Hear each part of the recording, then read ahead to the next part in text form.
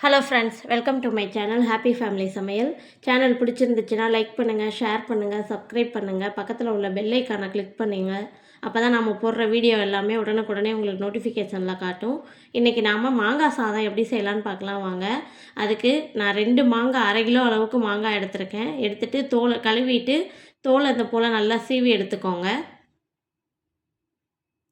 சீவிட்டு நம்ம கேரட்லாம் துருவோம்ல, அதில் வச்சு நல்லா துருவி எடுத்துக்கோங்க.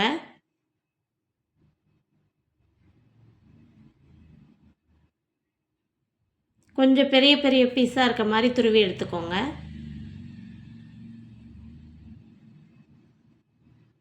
மாங்காயெல்லாம் நல்லா துருவி எடுத்துட்டு ஒரு கடாயில் எண்ணெய் 2 ஸ்பூன் அளவுக்கு எண்ணெய் சேர்த்துக்கோங்க.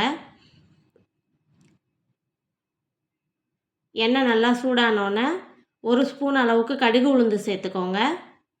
கடுகு நல்லா பொரிஞ்சோன்னே 2 ஸ்பூன் அளவுக்கு கடலைப்பருப்பு சேர்த்துக்கோங்க. கடலைப்பருப்பு லைட்டாக கோல்டன் ப்ரௌன் கலர் வந்தோடனே நிலக்கடலை 2 ஸ்பூன் அளவுக்கு சேர்த்துக்கோங்க. சேர்த்துட்டு நல்லா கலந்து கொடுங்க.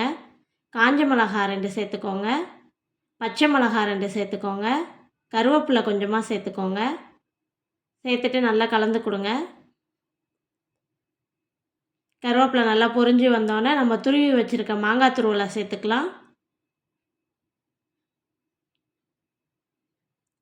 சேர்த்துட்டு நல்லா கலந்து கொடுங்க.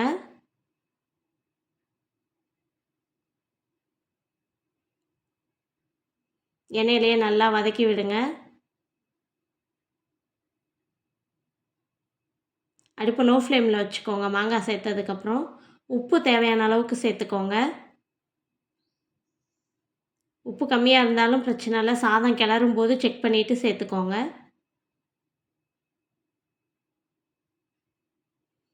மாங்காய் ஓரளவுக்கு நல்லா வதங்கி வந்தோடனே நம்ம சாதத்தை இதில் சேர்த்து நல்லா கலந்துக்கலாம். புளிப்பு செக் பண்ணிக்கோங்க. ரொம்ப புளிப்பாக இருந்தால் எக்ஸ்ட்ரா கொஞ்சம் நான் 2 கப் அளவுக்கு சாதம் சேர்த்துருக்கேன்.